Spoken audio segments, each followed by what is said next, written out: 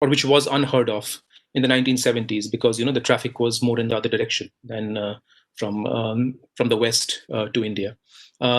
Apart from being a teacher of chemistry and crystallography, he's an avid student of Indian and world history and its modern implications. So he's very well versed about the early modern period and the modern period of India, and he has written some interesting articles on history as well. So we have a broad agenda, which we will get off with first. This would take about half an hour to 40 minutes. And I would call upon Professor Desiraju first. And these are the main discussion points we're going to speak about. And we'll get to them one by one. But sir, if you could please join in. And then we pick up these discussion points as one by one.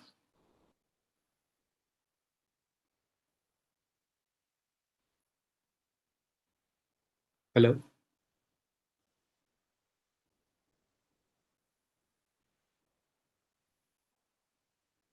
Can you hear me? Yes, sir, we can hear you. We can hear you. Good day, everyone. And thank you, Mrinal, Shah, and others.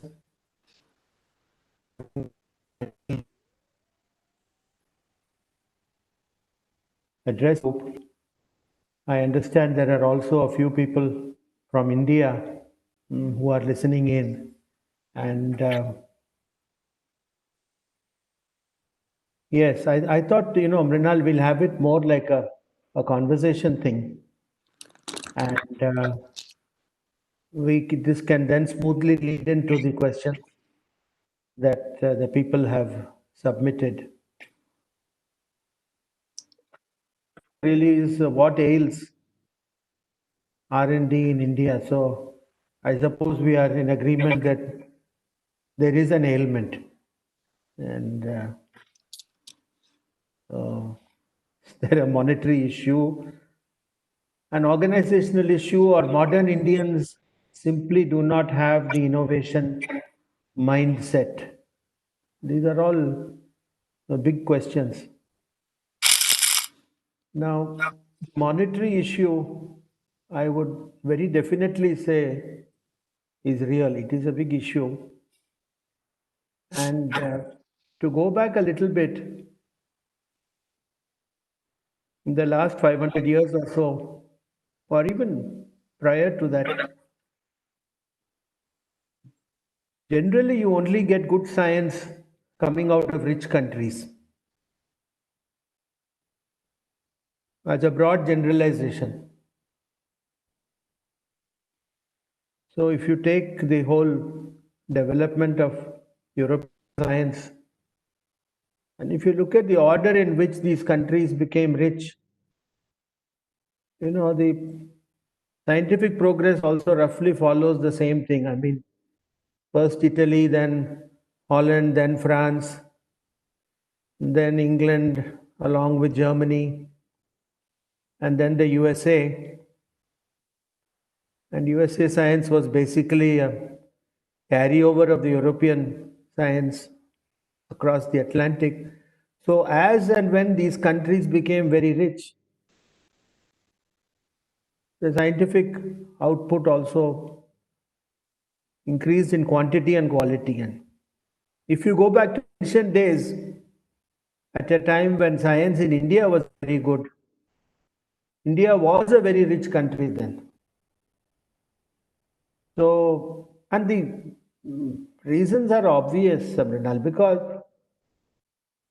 unless you have enough money, you will not have the kind of time and quiet to sit and think about intellectual things like science and stuff like that. I mean, if it's going to be a question of looking for clothing, shelter, food, people are not going to think about science under such circumstances. And quite apart from all that, the science needs money, because basically all science is experimental science. Experiments cost money. And in science, as they say, the devil is in the details. And as you keep proceeding further and further, it's no good to have a general picture of something. You need to have a very precise knowledge, a detailed picture of something. And so one of the things which could be said in jest about Indian science is that Indian science stops at the first decimal place. So you have to go to the fourth, fifth, sixth decimal place.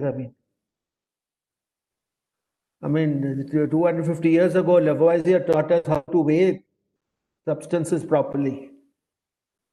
And because he could weigh substances properly, he was able to discover, well, he didn't discover oxygen, it was already discovered, but they didn't know what it was. But he placed the whole of chemistry on an oxygen footing. And simply because he knew how to do an experiment very, very carefully, and all that cost money. And so there is no question that good science needs a lot of money. So, sir, I'll just play devil's advocate here.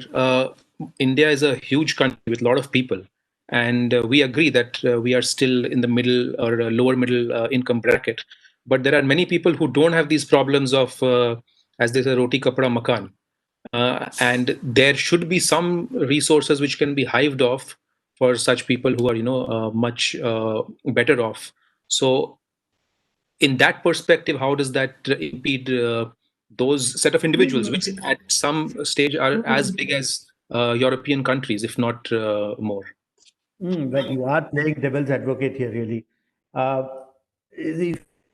The science, even in India, in Indian context, I think the first big change happened in 1991 with the liberalization, because that's the first time. I've seen science in India for 4 decades. So I started in Hyderabad in 79. So let's say the 80s were very bad. There was no money at all. And so you just had to do science with willpower, which is okay, sounds heroic up to a certain point. But after that, let me tell you, it's no fun at all. And so the 90s, we started seeing some money. And actually, in a sense, when I look back upon my 4 decades in Indian science, the 90s were pretty good because there was more money compared to the number of qualified people who could absorb that money. So there was, plenty of money then. And because it did happen. Now, what happened around 2000 was that we also started increasing the number of institutions, and the number of PhD students started increasing quite suddenly around 2000. So then once again, the number of people started going up. And so the money was never quite enough. Never quite enough. And then this business of saying, yes, there are people who are not into roti, kapda, makan. True. But even this business of slightly better endowed institutions, we have this other mental block in our country. This so-called socialistic pattern of society. And so we hesitate and very nervous about discriminating between people and giving somebody more money and someone less money. And even though sometimes you feel that, it's a better model, I've always felt that if somebody is good, he or she should be given that more money. And but we quite had the guts to do something like that. So if you have 1,000 rupees, you'd like to give, 100 people 10 rupees each. And so once again, you see, it's kind of fizzles out. So we are not able to take tough decisions with regards to whom to give, not to give. So money has always been a problem. And the number of people trying to do science has now gone up, it's very large now. And the money has not really gone up like that. So, sir, I'll just bring in a point here. I think when you speak of money and funding, you're primarily talking about institutional funding from the government, so be it the state or center or whatever. And this actually brings me nicely to my next point. So we have a fairly thriving private sector in India, public enterprises, listed, non-listed, whatever that might be.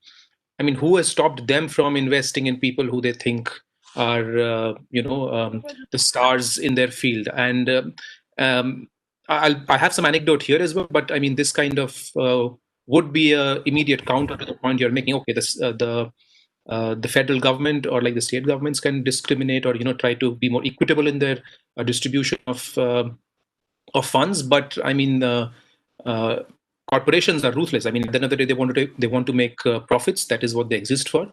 So they should obviously channel their funds in the best possible direction. And in this case, the winner takes all kind of approach, to like put it succinctly.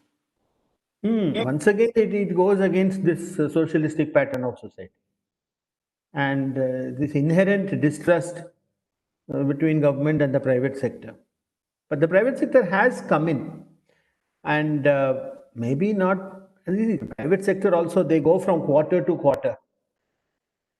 They are also, many of them are on a very tight leash at any given point in time. No, there's a short-termism built into the thinking, of course, because of It is there. It is there, and there is also a hectic amount of over-regulation from the government.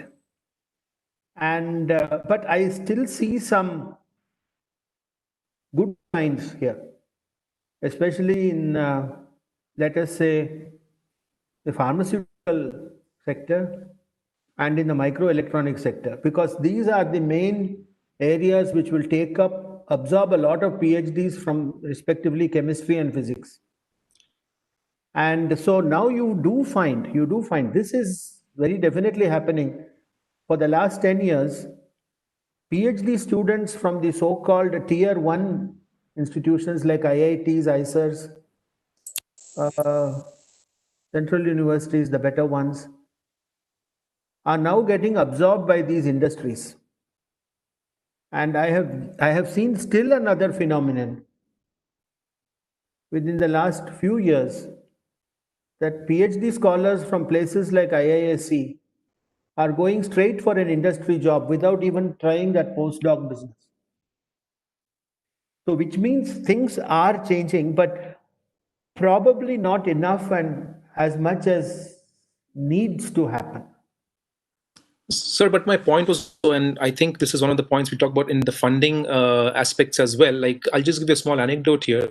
There is a big insurance company called Swiss Life. I don't know how many people have heard of it, but it's and they fund an entire chair in our department, fund them to do research which only pertains to insurance, is applicable not just to the academia, but also has positive payoffs for this particular organization.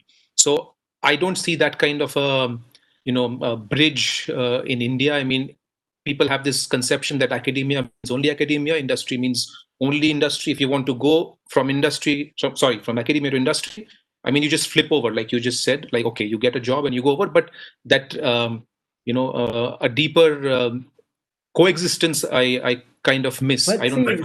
see somewhere this Gordian knot has to. Suppose you university, some university or something, and suppose some chemical company comes and says, all right, we are going to give you 300 crores to set up a huge center for pharmaceutical chemistry or drugs or something, formulations. See, immediately humanities and social sciences start protesting. They'll say, what about us? And then after some time, the people from the chemistry department itself will start saying, why only this pharmaceutical chemistry? Why not organometallic chemistry? What sin have we committed? So unless you fund us all equally 300 crores each, we won't allow you to take this money. Also, then the vice chancellor will quickly, say, all right, it looks like a good idea, try to see, and somewhere it will get diluted. So once again, it may not happen in all places, I agree. But I think that this also brings up another aspect, which you have not touched, but I think I will touch. Since the amount of funding is woefully inadequate, and it is very clear that government will not be able to meet our funding requirements to do competitive science. If you look at the National Education Policy 2020, they talk about 6% GDP investment in science, education, research, humanities, all the whole education bit. Whereas now our investment, even if you take it in a very liberal way, is about 200,000 crores into this whole sector, which includes education, by the way, which is only 1% of GDP. So where is 1% of GDP and where is 6% of GDP? It is very, very, very far away. So it is very clear, and especially post-COVID and all that, there's just no way in which we are going to reach anywhere near what NEP says that we need. So which means the private sector has to come in some way or the other. And once again, it should not become like this Air India selling. You see, the first sale, they said, 24% government will retain. Then nobody came. Now they said, no, we'll sell the whole thing. Still nobody is coming. So finally they'll say, we'll take all the debts and we'll sell it for 1 rupee. And even then nobody will come. So I think government has to really think very hard as to where this money is going to come from. They say PPP model and all that. But, the moment you start putting it, you cannot take science also and divorce it from education. The whole effort has to be worked together. In fact, that is one of the primary weaknesses of science in India. And that is that research and teaching were not brought in together the way it is in the US and in many other countries. So this whole idea of DAE and CSIR and all these things where, research goes on in some pure way, and then all these universities where teaching goes on in some impure way, then these things don't meet. And when teaching and research don't meet, after some time, these expensive labs or institutes which don't do much teaching, they just become like sort of white elephants. And they're very happy to call some Nobel laureates to come now and then and to visit the institution and something like that. And so it doesn't really get into a place where, today the great need of the country is to have a large number of qualified people at BSc, MSc or BA, MA, PhD levels at various tiers with employment opportunities at each exit level. And there must be NEP is a very good document because it does talk about dividing universities into 3 categories: the teaching cum research universities, and then just the teaching universities, and then colleges. This is something that was badly required. But again, do they have the political will to do this? After a great deal of thing, mountain went forth into labor and brought forth a rat. They have declared some 8 or 9 places as institutions of eminence. And to all these places, they have given some niggardly, some like 200 crores per year or something. I mean, this is really sort of laughable. I mean, the total money, if you take SERB, our main body within the DST that funds all kinds of academic research in all the top institutions, IITs, ICERs and all that. The budget of SERB is only 1,000 crores. That is like 135 million US dollars. It is nothing. The whole budget of DST is far less than the budget of Yale University.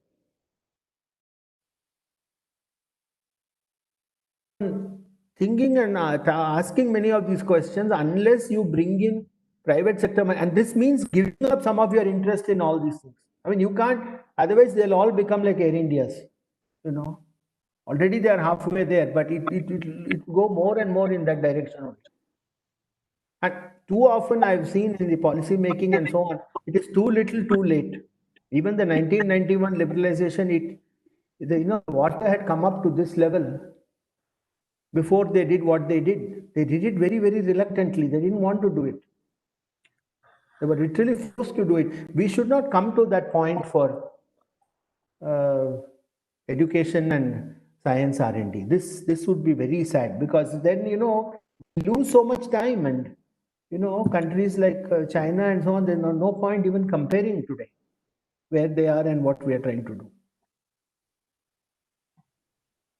So I don't know. It's not a hopeful answer, but why don't the private sector would like, they are profit making things, but for example the pharma industry, with which I am very familiar and I have moved with them for a long time now, they are in very good shape. They have no problem in picking up PhDs, giving them jobs. They're also very happy. Students are happy taking up jobs there, and they're doing something which is worthwhile. So I mean, and that, which also means that, like in the US and in other countries, we have to also tailor our research slightly. We do have to worry about some essential issues, even like what would I say, essential issues there, things like water, health, environment, climate change, energy. Krishanu just said he's working on solar cells and all that. This whole energy issue is something that can really be taken up now, and we don't lack brains. This often heard thing that Indians do so well when they go abroad. It doesn't surprise me at all, because there's no lack of brain power in India. When you put an Indian in a rich country, he or she will start doing very well indeed. No doubt about that. So, I mean, again and again, I come back to the same money problem. So, looks like such an unglamorous solution, but So I'll just divert a bit. I don't know how much of. I think you have some window into the private sector R&D as well, and I have a yes, small I do. anecdote here, like that eco-friendly cars, or these battery-powered vehicles, or let's say non-fuel powered, seem to be the flavor of the day and of the last few years.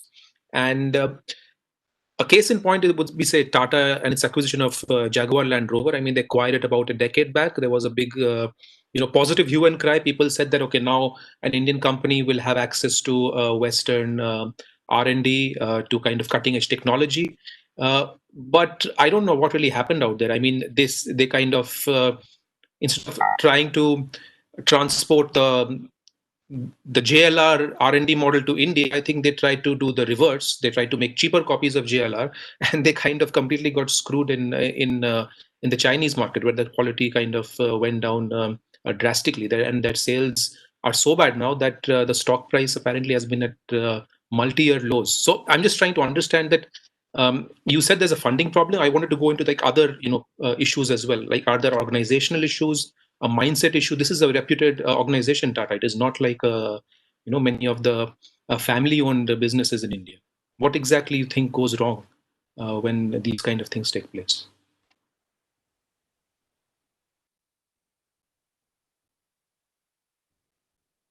It's a very subtle question, and I think in the private sector and in the government sector, the issues are again a little different. I would say that the private sector in India and let us say the USA are closer to each other than the government funded and the university thing. Because private sector is private sector. You are generally given a job and it's clearly identified, and then you have to do it, and they are going to assess you on whether you have done it or not from certain yardsticks and criteria that they apply. So there is no ifs and buts about all this thing. And so I think there, in the case of Tata JLR, it could have been more a management error of judgment and things like that, which is at a higher level. I don't think you should necessarily ascribe that to certain mindsets. I think the difference occurs is in the academic sector in India. Again, because it's a scarcity economy, and then the pie is very small, and the number of people who are claimants for that pie are very large. So then the distribution of funds and things can become whimsical, and then it could become very cliquish, and very small number of people from very small number of institutions could be the actual beneficiaries. I'm not saying all these things happen all the time, but it certainly is an issue. And then what happens because of this is that academics tend to keep quiet. They don't. When I always used to tell my colleagues when they got promoted to full professor, that becoming a full professor means you never have to stand before a committee ever again if you don't want to. And yet, how few of my younger colleagues actually listen to me. Because the moment you start approaching someone for something, let's say an award or a prize or something like that, then at some point of time you have to sort of start doing things in a certain way only. And you see, the natural result of a process like this is a gradual decline in quality. You mentioned the word quality just now. So we may have lots of people doing things in research now in IITs, ICERs, and so on. Certainly, I would say the average level has gone up compared to what it was, say, 10 years ago, 20 years ago. But in this whole thing, this averaging out, it looks like some of the more interesting types of research now you don't see, because people have become sort of very docile. Docility is not a good trait to have in an academic researcher. And fear of the person who is in the funding committee, fear of a vice chancellor, fear of a director. And then similar directors fear the ministers, and it keeps going. It works its way up, you see, in some sort of way. And praise for an administrative position, which is probably unique in India. I don't see it happening in fact, in the USA, they are, they're very careful before they take up administrative responsibilities, because they feel, and quite rightly so, that it will cut into their research performance. But here it's quite different. So people start fretting around the age of 50 if they don't have a nice big administrative position, some director, vice chancellor, something. So then, the whole thing goes in some different direction. And once again, I feel that if we really had private sector money, 6% GDP and all that, all these things will become non-issues. Nobody will care. I mean, for instance, it is said about my own place, IISc. The greatness of IISc, they say, is probably the only institution in the country where academic institution where nobody cares who the director is. And I can say, I have been here now 11 years. I can say that's very correct. Yes, directors come, directors go. But the essential nature of the place, it doesn't depend on who the director is. And I think this kind of a person independent character of an institution is something that we need to strive towards, and we should. Part of NEP, it also talks about institutional autonomy, and I think we need to get to that. Really, we need that autonomy. We, for example, directors, vice chancellors, and so on, I do believe be selected from within by the members of the organization. They should not be chosen by some committee of wise men sitting in Delhi, and then lists being made, and then the list being sent to ministers for ticking and all that. I don't think that's a very, very old way of doing things.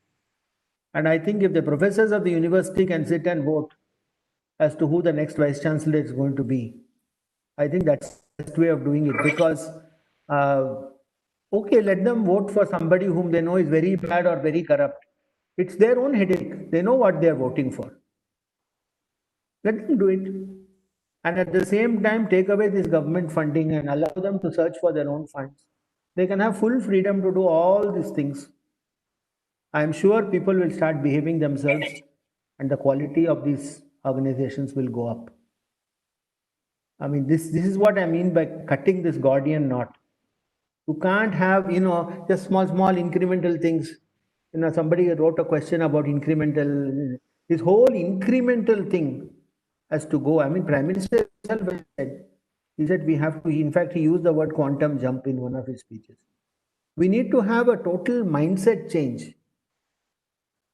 And I think, charity begins at home. This autonomy should really be something. It should not be just some paper autonomy or something. So the mindset issue is something that it needs to be addressed. It has to be addressed and it will only come in with private sector money. Otherwise, it won't, because government doesn't have the money. And even suppose in the wildest of things, which is impossible, government had the 6% of GDP to put into all these things. If they gave all the money, then their control on the institutions will be that much more repressive. So I mean, it's not going to work, really. So I'll bring a subtle point actually here. So you said it is a mindset issue, which is more psychological, that, we tend to kind of revere the personalities more than the ideas. As you said, IIC does not really care about who's the director, but in many places this would matter. The professors would be going all out to maybe please the director or whoever is in charge. And do you think it's like just something which has been with us for many centuries, or it has just come down in the last few years because of this top-down structure that we had since independence?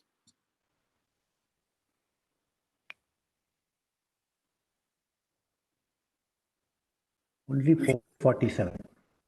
Okay. Get scientific research, even from our heroes pre-47. Science, also humanities. I mean, when you even take social sciences, English, the state universities, there were giants in all these. I mean, take somebody like Mulkraj Anand in Punjab University, take J.C. Bose. You may not agree with Mahalanobis, but what he did was what he did. And I mean, support for some kind of a political view, forget. But in terms of the quality of the academic thought and the academic contribution, it was there. It was there even when we were a colony. The Indian Association of Cultivation of Science in Calcutta, which was set up by Mahendralal Sarkar, was set up in protest against the British regime.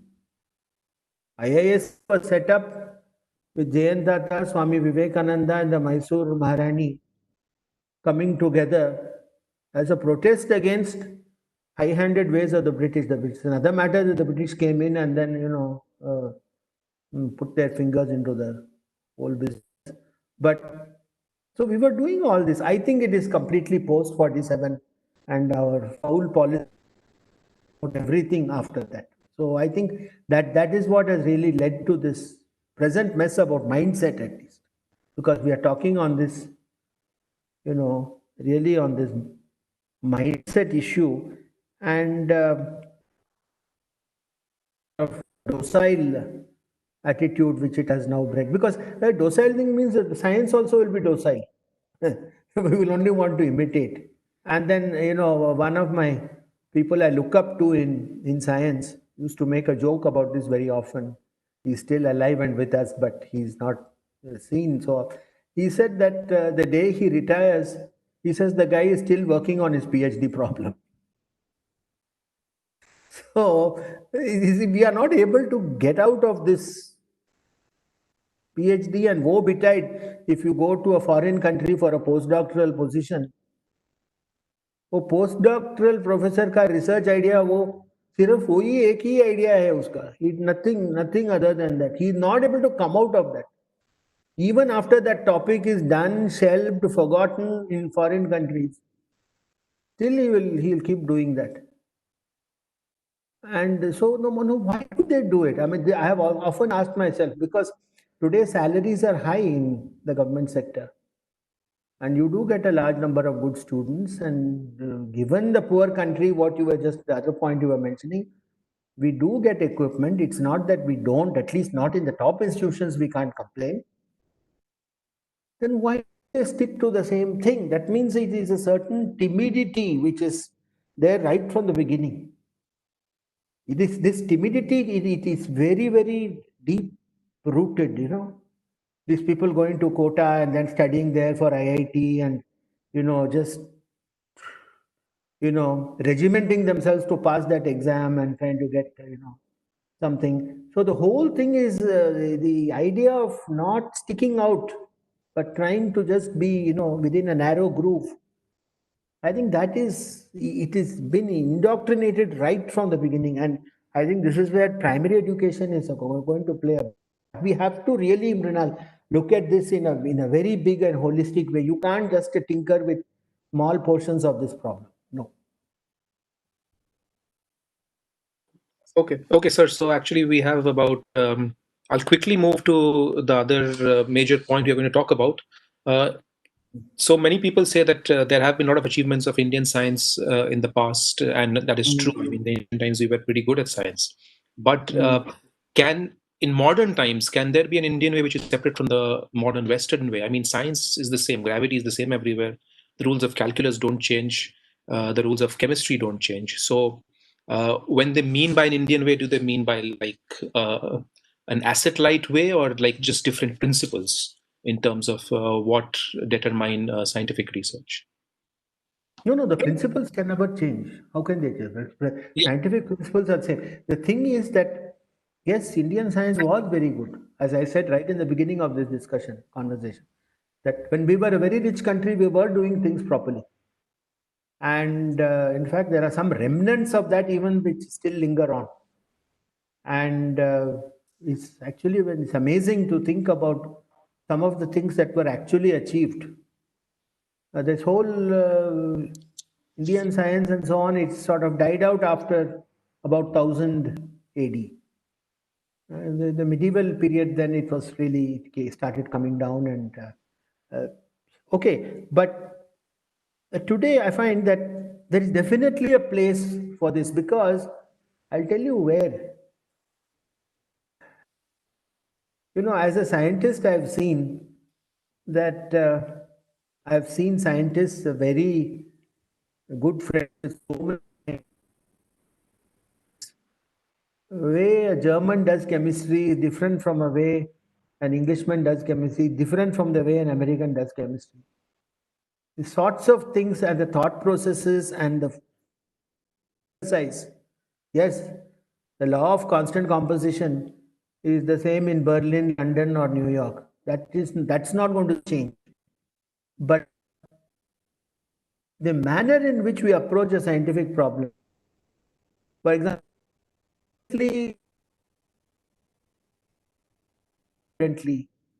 whole play by creative intuition in philosophies and it is bit different. There is no reason why those thoughts brought to bear upon complex scientific problems of today.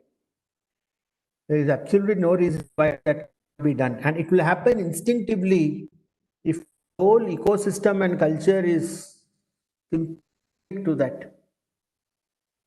Like any European, the day you fellows started trying to become more like Americans, that was the end of your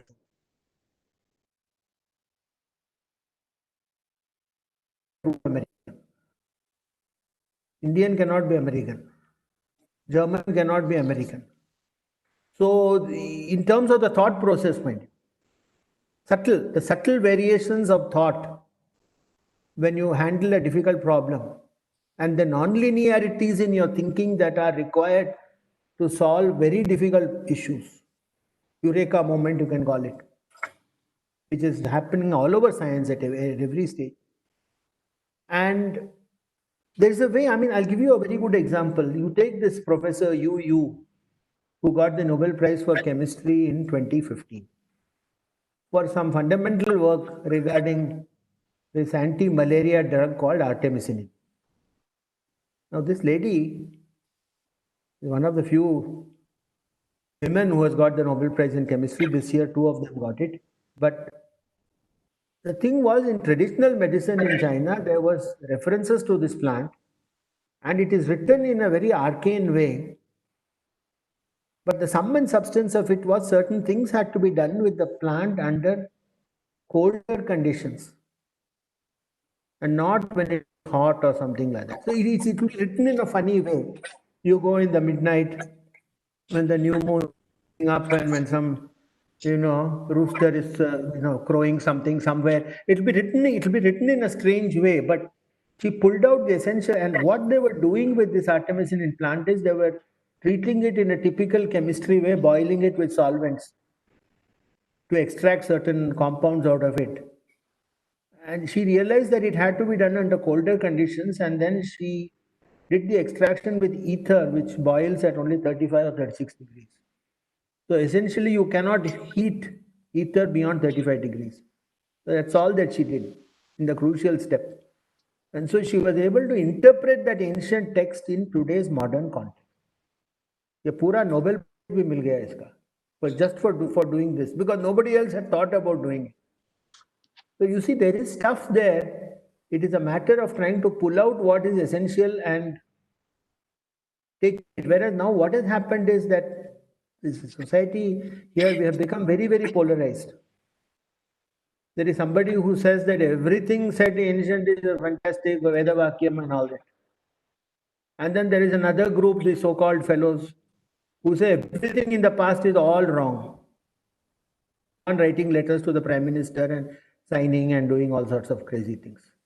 So you can't have any meaningful discussion when the two extremes are, both talking basically nonsense.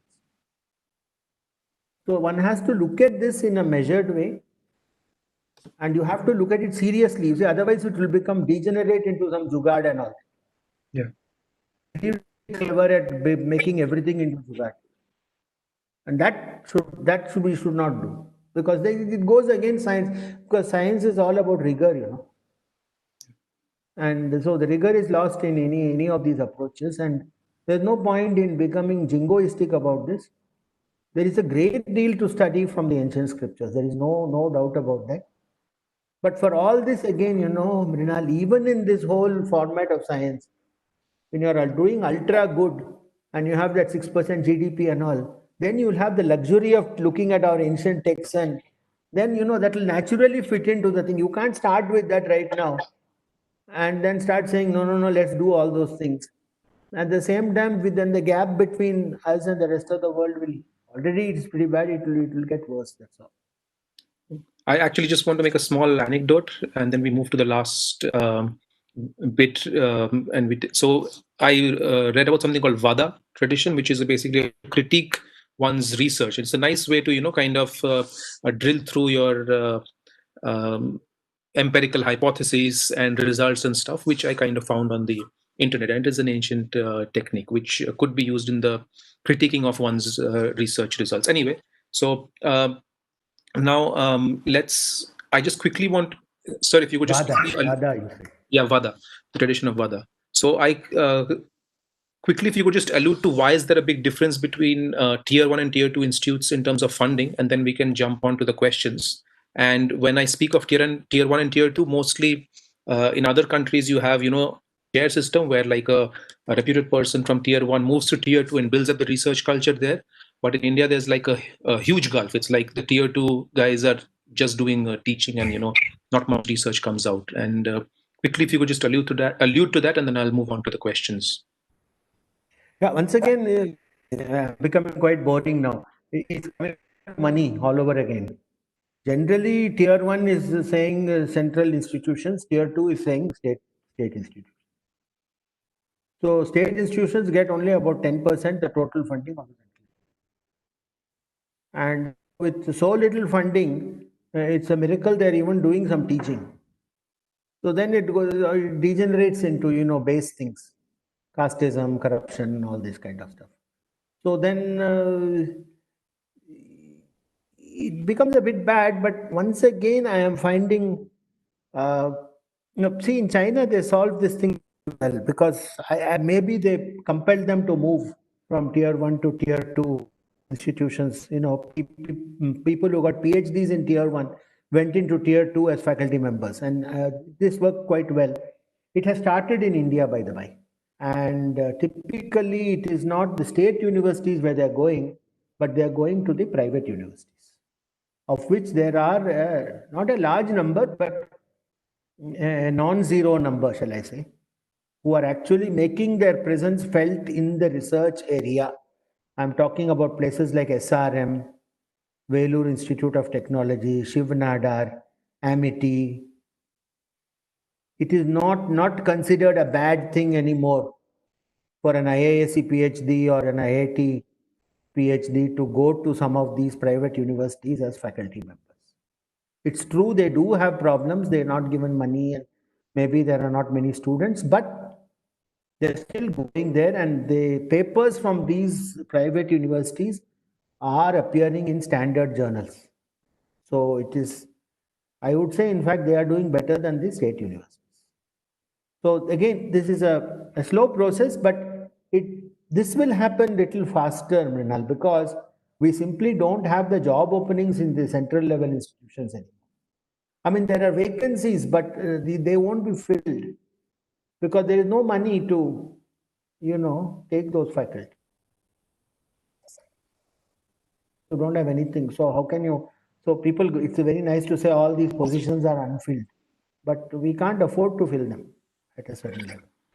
Okay, so I'll move to the questions. We have many questions, but first, maybe a couple of people have sent me some stuff. Maybe Krishano, you wanted to ask your question, and then Shishir has messaged me a question, so maybe Shishir can go after that. Okay. Thank you, Mrinal. Good evening, Professor Desiraju. It was really nice hearing from you about your views on the research and development scenario in India right now. So my name is Krishanu, as I said before, and I'm originally from Assam, doing my PhD right now at the University of Cambridge in the Department of Physics. So my question is about the mindset problem that you mentioned during your talk. So I'll try to frame it properly. So if you ask someone, a meritorious student in his or her early age, what do you want to become if you want to achieve something? The most common answer that comes out is, I want to become an engineer or I want to become a doctor. Now I have a problem with that. And having said so, I would like to clarify that I have also been an engineer by undergrad training. But what I feel like, if you really want to move forward in the research and development arena, and if you want to really create a niche in the scientific market, there has to be a scientific revolution. Now, whenever we mention the tier 1 institutions, people do mention about IITs, which is a technological institution. Then people mention about IIMs, which is a management institutions. Then people talk about ICERs. So why is science so much lagging behind the engineering revolution? I feel like Indians have too many engineers already working in India and also outside. If you also see people applying outside India, like in US, UK, or Europe, or other parts of Asia, you'll see most applications falling in the engineering discipline. And it's those people who are left with no option choose science. So when can we see a true scientific revolution happening in India? Because if you see, there are so many unresolved scientific problems still out there, which, if solved, can really benefit in terms of creating a name for itself. We have recently seen the superconductivity problem of 100 years being at least partially resolved. You can get superconductivity with very high pressure at room temperature.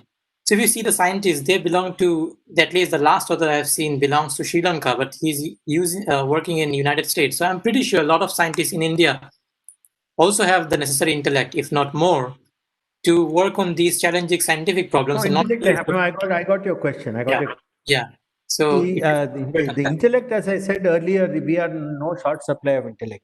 Yeah. See, there is two ways of answering your thing, and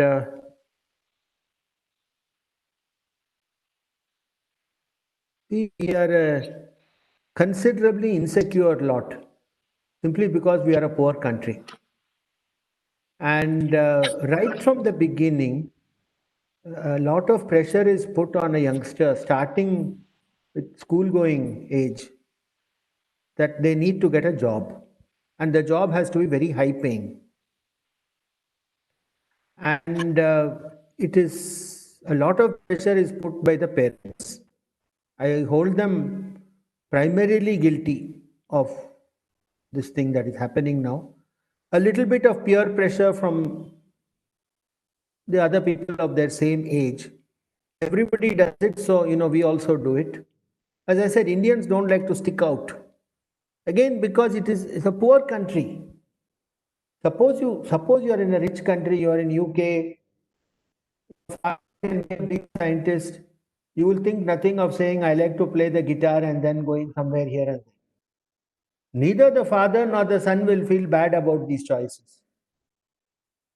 Now, suppose Indian professor, IIT professor, his son says, I'll take one ektar and go and sing something on Churchgate station. The father will feel disgraced. He'll say, Baba, kya ho gaya? What has happened to me? You have brought shame on the family and stuff like that. So this, to overcome this kind of a mindset, so back to money, I think Brinan will like me. He'll say join economics. If we become a very rich country, we'll stop thinking like this. And even recently, I was pretty saddened, There's one fellow who got first rank in IIT joint entrance exam. Some young fellow from Pune or something. So he says that already he has got an admission in MIT and he is not going to join IIT. So you see, we have already come to the point where IIT is not good enough for us. So then he was asked, why do you want to do undergraduate in MIT, especially you are doing all online? He's sitting in Pune only and doing online. He's saying, no. It's very important that the undergraduate degree also has to be from the US to get a high salary in the US. देखो कितना advanced planning किया है. So tomorrow there may be no US, there may be no COVID, something else will happen, some atom bomb. I don't know. I mean, I don't know how they plan so confidently. I mean, all of you are in the US, foreign countries. Let us say 50% of you settle off there in those countries. That may be statistical probability. At the age of 17 have this kind of clarity of thinking about this salary he's going to get in the US after some time. It's like the milkmaid story, Really. Aesop's fables, hai na? That milkmaid dreaming all over the place. Too much dreaming and not... Arey Baba, it doesn't matter what you do finally. Mrinal knows, I've told him. I very nearly opted for history. I still feel that, I've had a chance, I might have actually taken history. That's because of that terrible school system where if you started taking some physics, chemistry and all, then you can't, when you leave school, you can't change back to some humanities stream or something. You can't do that. NEP is talking a little bit about allowing students that kind of thing. But this whole business is, we are terribly, terribly concerned about salary. And that is why IIT goes to IIM. Because IIM means maybe even more salary. I don't know. I don't know what it means. Sometimes I feel, why are they going to management institutes when there's nothing to manage in India? This is the serious comment. क्या management कर रहे हैं? What are they doing? What exactly are they up to? Even Pranab Mukherjee has said, he said they go there and then afterwards they are selling some detergent or something. He made a speech when he was president. He says IIT, IIM, then detergent selling or looking at a spreadsheet for the rest of your life. So I think there has to be, I think the first step has to start with these parents. The parents cannot take out inadequacies of their own lives on their children. Just because the father couldn't do certain things in his job, the mother can't take it out on the children and say, come on, you start earning money for me. I'm afraid this is happening at a widespread level. And so this aspirational thing that we are hearing is all wrong type of aspiration. Want a salary. That's it. Anything they feel will give them a salary faster or better or more, they will go only for that. Now, when, where, and how we'll come out of this mindset, I do not know. But there has to be, it cannot go on like this. This mindset is a very serious issue, but we can go on talking about this. Anyway, Mrinal, what is the next question? Shishir, can you ask it? Hi, Professor Desiraju. Thanks a lot for your enlightening talk. I am Shishir Shukla, and I am an engineer of electronics into 5G, and I work in Netherlands. So as you rightly pointed out, the major issue is funding, and you also pointed out to the solution could be private investment into research. So looking at the current landscape, why do you think is the private sector not involved in funding research in academic institutions? Since we all acknowledge that there is talent, so what is lacking and what can be done to improve this nexus between academics and industry, wherein they sponsor research and there can be mutual benefit? So what's the solution to this? What will be the roadmap according to you? What should be? There should be a little give and take on both sides. The private sector, a university as a CRO, simply as a means of getting its work done at a far cheaper cost. The university cannot look upon the private sector as some kind of a marauder who is coming and going to disturb the socialistic pattern of society. There is going to be a bit of inequality in all this. Science is elitist. The science is very elitist. For example, one of the big misnomers that is happening in science, R&D and science in general in our country, a very common misconception. And that is that the harder you work, the more intellectual you can become. So that if you start studying like crazy, you will become a big scientist. No. There are certain people who have that aptitude for doing science. If the job of the government or the job of the college or the university is to try to identify these people, and then yes, those people have to start working very hard. Because you just can't be clever and lazy and expect to get anything in research or have that kind of scientific aptitude and then be lazy. I've seen many people like this as well in the private sector and in the public sector. So just by saying I'll keep working very hard, I'll become a very big scientist. Doesn't work like that. So have to be told that everybody is not going to get a PhD, everybody is not going to become a scientist. And so the private sector, see, they have to come in. Today there is no choice. Dr. Shukla, you said your name is Shishir, you said. What is your name? Yes, Shishir Shukla, yeah, yes. Shishir. See, there is the public, the private sector must come in. Otherwise, we simply don't have the money, will collapse due to lack of funding, and then it will just become recriminations and people will be shouting. And already I see many of my colleagues in central universities tell me that the central universities of today are becoming like state universities. So I think they are ripe for the entry of the private sector. And somewhere or the other, the socialistic pattern of society must go. Because as long as we have dating from the 60s and 70s, that my mentality are not gone. Because, one of my colleagues told me very nicely, science is very iconoclastic.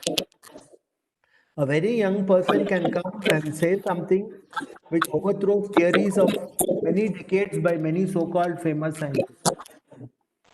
So science does not respect age, it does not respect background, it respects nothing. It's just that the raw nature of the scientific result, if it is deemed to be correct by those in the field using the methods of measurement that are currently state of the art, then that's it. That's all. In fact, you don't need anything else. And that is a very, very unequal kind of thing. That's because everybody passed the IIT-G, then he got in. Because everybody got there, went to IIM, everybody went there and sold the detergent. It doesn't work like that in science. And I think the sooner we get used to that idea, maybe it will happen with these startups. I think startups is a very nice way to bring in the private sector into a university without the university administration itself being aware of some of these things. And this may be one way, one possible approach. And some universities have started encouraging startups. It is not to say that we are not doing it. Because this again represents a non-government source of funding. And it is driven by the market. So many startups die out, but the few who survive and then go on, then that's also another nice way of doing it. And I hope it's a rather long answer to your question, but I see the entry of the private sector as really inevitable. We cannot pretend anymore like this. You know. So I think Shash had some questions. I don't know if that is your full name, but if you are here, Mr. Mrs. Shash. If not, then we can move to, I don't see him responding. So we can move to Tushar. Tushar wanted to ask something. Tushar. Hello, Professor Desiraju. Hello, Tushar. How nice to see you after having corresponded with you. Yeah. Correct. Professor Desiraju, actually, what background you are posing against here? I am living these days on beach in San Diego, so I am in beach mode with cap, with like beach background. I'm confined to my house for the last 6 months because of cold. Correct. So, Professor Desiraju, you made a point which is about funding. But as a young PhD, when I went to all IITs, IISc, one thing I found very promising was these institutions are very welcoming. When you go and talk to faculty, I will say it was a wonderful experience, like going there and the way they interacted with me, and very, very motivational, and they give a lot of flexibility too now these days, because they are giving professors freedom to start their own ventures, startups. So what is your research area? My is more into semiconductors. I work in RF electronics, so I did visit Center for Nanoscience and Engineering as well as Electrical Engineering Department at IISc. So, but when I talk to people there, one thing a lot of people mentioned to me, that funding is not a problem in India, which is exactly it's kind of on a different note on what you are saying when they say, oh, startup grants are available, this is available, that is available.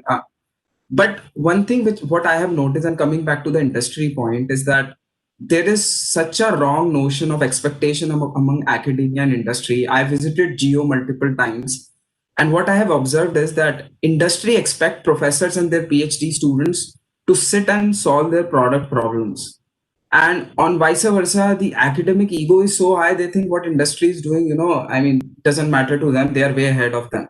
And this kind of gap exists even in the West. But in the West, at least, there is return on investment. So industry thinks if they give money into, especially in tech sector, I don't know about pharma, they don't get much out of it. And which is true to some sense, because academic people get bigger money from DST. So they keep these projects on low priority, and they are not able to have that business acumen, which is very important to thrive. It's not just if you want to do research or academic teaching, it's a separate thing. But if you're dealing with industry, the business acumen is missing.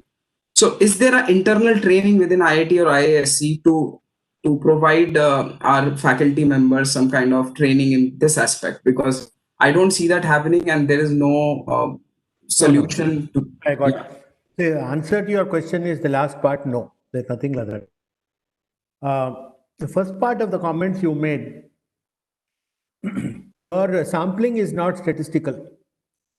Some 2-3 people in IIT Kanpur or some place like that doesn't make the whole country.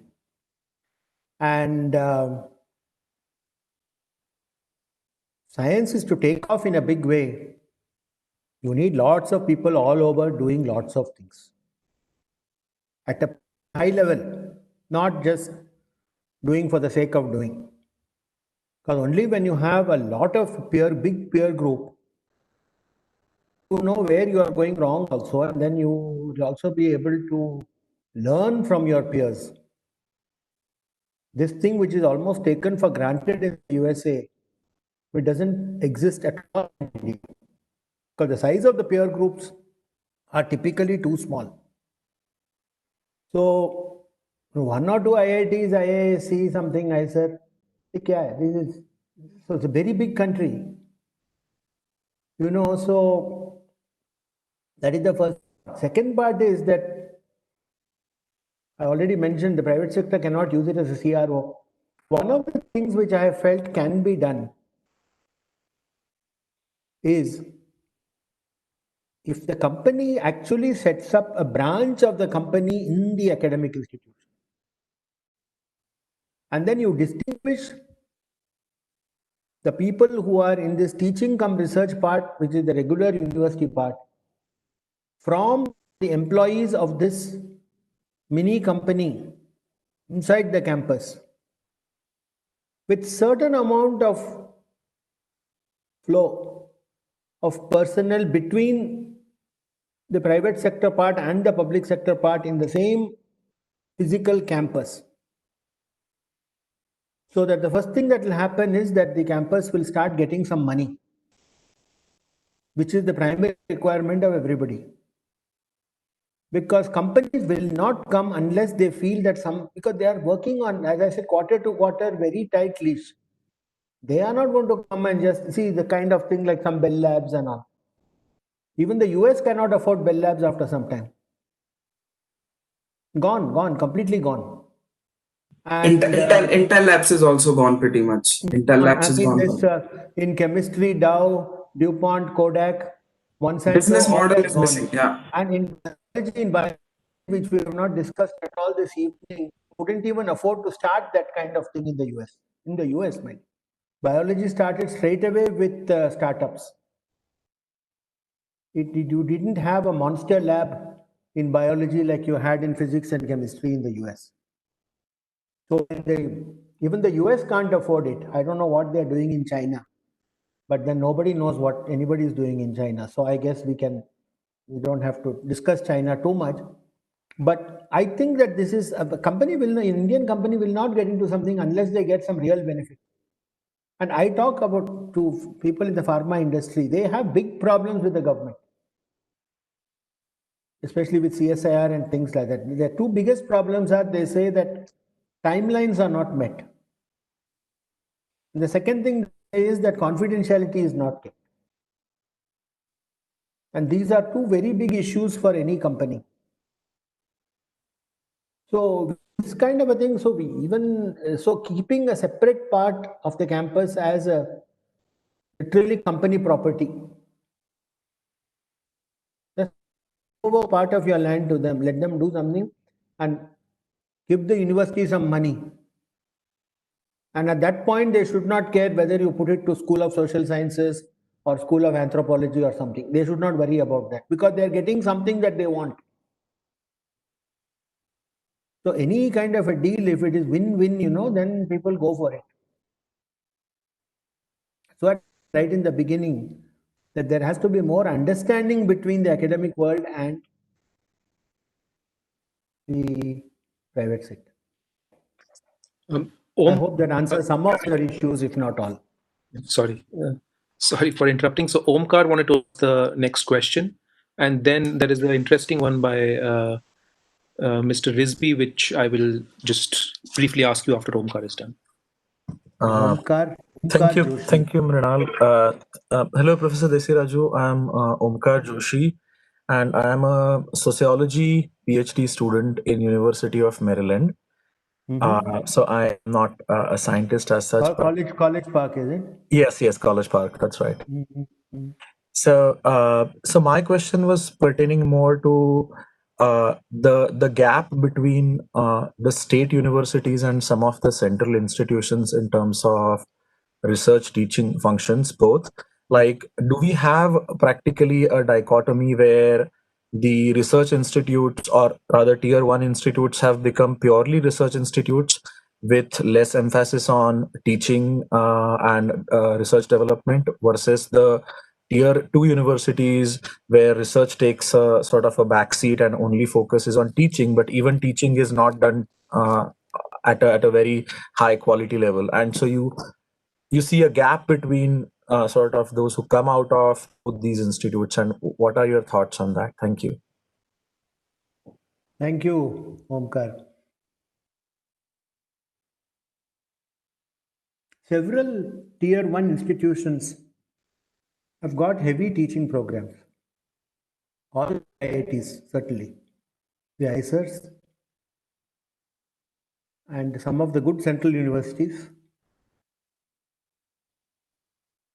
Small number of research institutes which don't have teaching at all or lesser teaching. I think it's a matter of time before many of these come under the education ministry rather than remaining autonomous institutions under DST, DBT, etc., etc. I think we see the writing on the wall. I don't think we can't afford to keep these. You know, we had some idea 20 years ago that if you keep it very small, very exclusive, something Nobel Prize aa jayega yahan se. Nobel Prize nahi aaya, kuch bhi nahi aaya. So all of them are enjoying themselves.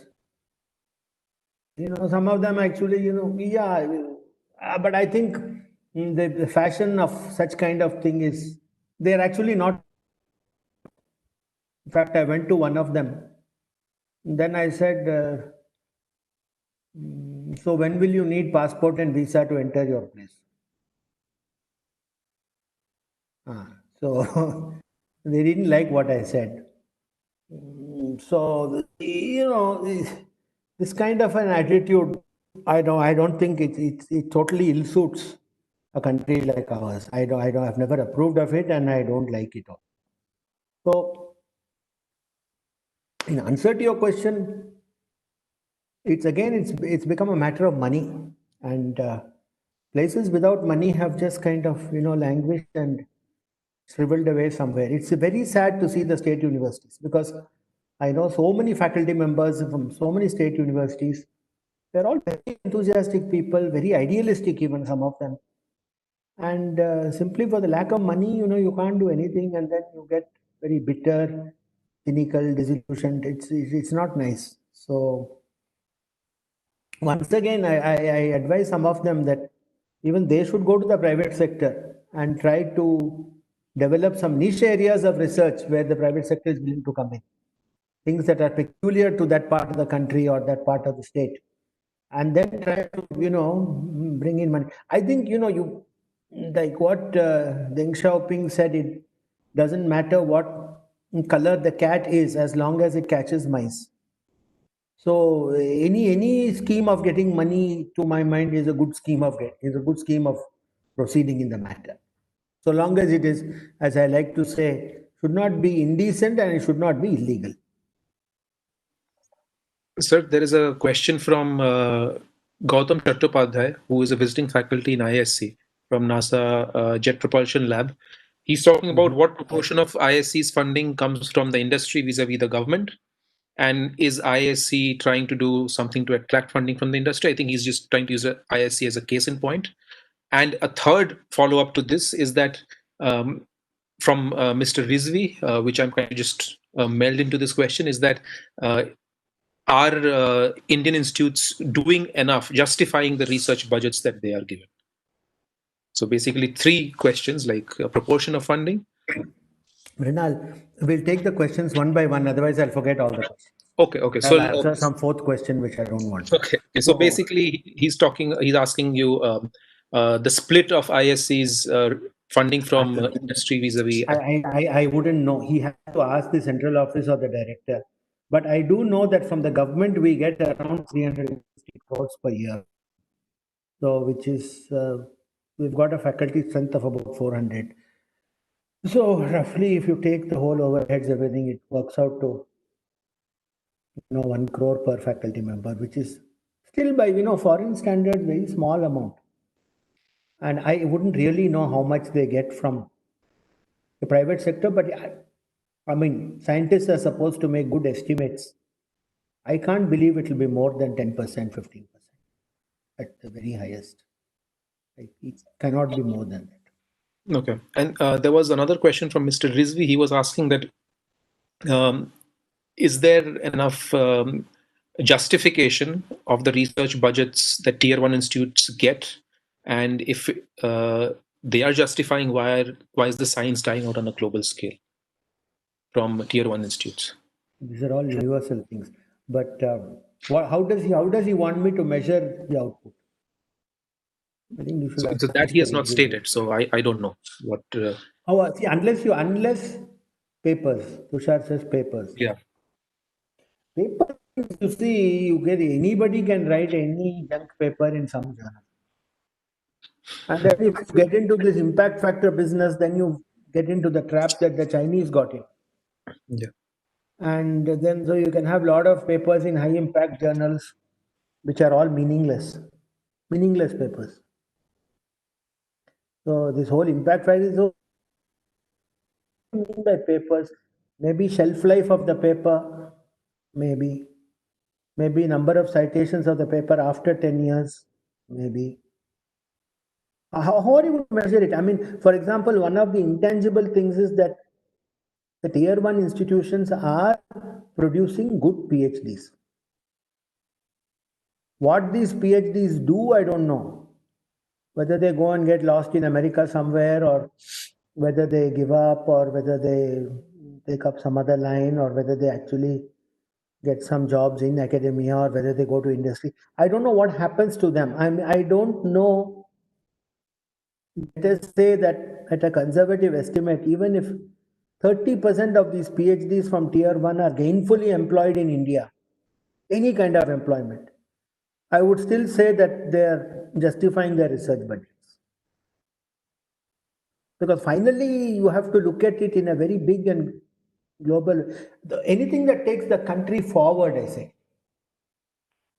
And I would feel that gainful employment of any kind, doesn't matter if it is selling those detergents or seeing spreadsheets. Let us be very charitable and say any kind of gainful employment. If about 30% of their fellows are gainfully employed in India, then I would think that probably they're worth the money we are paying. Because in any of these things, certain things will go off. You can't get 100% efficiency in something. So a quick question we had from the earlier stuff which we collected from the audience. This is probably the penultimate one, and then I have a last one, and then we conclude. So there's this question that has the emergence of AI and ML reduced the importance of traditional research areas? So basically, I think that of our AI and machine learning. So basically, I think his point is it's a complement or a substitute. Let me just put it like in one line. That is his in a sentence, that is what he's asking. So is AI and ML a complement or a substitute to existing research? Because there's too much emphasis on that, and then the best practices which should be there in a particular field kind of get suppressed. Brindal, this has to be only my personal opinion. It can't be something that I have synthesized the whole thing. I feel it can never substitute, not throw out the old method completely. And but I think it's a very good complement, and we have to learn how to use it properly. I think this DST has started something. This quantum technology, this cloud computing, big data, all these things. At least they are making the right noises. The budgets are still woefully low to make any meaningful dent in this business. But at least, as I said, making the right noises. So perhaps, things are moving in some direction. But once again, at the end of this whole 1.5 hour discussion, I feel that the gap is increasing because our ability to generate money to put into science, that is falling all the time. Compared to the number of people who are trying to get into science or doing, or even suppose all these fellows don't go for these IITs and IIMs, and suppose they all want to come and do good science, we don't have the money to absorb them. Suppose I had that 6% GDP I had, and then they all went into the state universities, which all started looking like very nice places. And what will I do with all those chaps? So, entire economy of the country has to go fast forward in a certain direction. Then many of the things we have talked about today will become. No. Okay. So we The are last in the interim phase where things are not catching up properly. That is why it looks very confusing and complicated. Okay. The last question is a very interesting one from. This also says that the thing could also plummet very badly. Yeah. It doesn't have to go up. So we could really go back into the dark ages also if things don't work at all well. It cannot stay in this. In chemistry, we have this word metastable. Yeah. अभी हम metastable state में हैं in Indian science. It either has to go up nicely or it also goes down nicely. Okay, the last question is a very interesting one which we received from Raghavarthini. I don't know if she has joined from SRM. And the question is, what is the secret of your success? And this, I would like to end by this question. Who says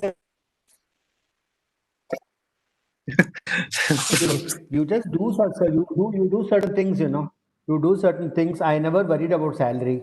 If I had, I would have stayed in America and came back with no salary at all, zero, no job, nothing. Then I went to a university where there was no telephone for 10 years. So we worked in some tin sheds and all that. It doesn't matter. Finally, you've got to, that's all scientists, people who like science are all a bit crazy. And even any academic is a bit crazy. Otherwise, you should be very conventional, all that. Then this is not academic. Or this is a line for you. I mean, George Eastman was not even a scientist, and he discovered photography and silver halide emulsions. It changed the whole. 100 years, it was virtually like a monopoly kind of thing. When the guy discovered Teflon in the DuPont company, he discovered it by accident. DuPont discovered crown ether, he was only a technician. So science is a very wonderful thing. It's very whimsical in the way it spreads its goods. Very unequal. Here and there it goes. And then those who can see something are a bit crazy, they are able to catch it. And then because they know that crazy thing that's coming is something nice. So you got to have that sixth sense, eighth sense, about things. If you have that, then you can do. So I don't know whether many people will say I'm not successful. I never became director. I never became vice chancellor. So I don't know what people will call as success also today. I have stopped understanding this business. So that way we all had a nice time and we discussed something today. So all of you are young people at the threshold of your lives, and most of you. And so I really wish you well, because the world also is changing. Don't go for a preset plan. Like that Pune fellow who said, I'll go to MIT because my salary will become very high. Please don't do all those things. Very dangerous. Very dangerous to think like that. And please be a bit open. And in the end, I'll always say, it sounds very trite to say, but please enjoy yourself, whatever you're doing. If you're not enjoying what you're doing, then you should not do. Then you should take up that guitar or that ektar or something and do something else. Change. Nothing happens if you change. 1 or 2 years will go here and there. Some of my students are all there. They were all crying when COVID came. Oh, sir, we can't go abroad for PhD. We can't do this. We can't. Just stay for 1 year in India and just enjoy. Next year we'll see. What happens if you don't go for this 1 year? What are you losing? Nothing. Oh, like that. That is. So if you, I don't know if it's called success or not, but certainly a lot of happiness. So I think that's more important. And then things keep. You got to do what you like. I think that's the secret of anybody's success. If anybody does what they like doing, then I think that is success. Okay. Thank you very much, sir, for your time. I know it's getting a bit late in India, and probably you want to go for dinner and stuff.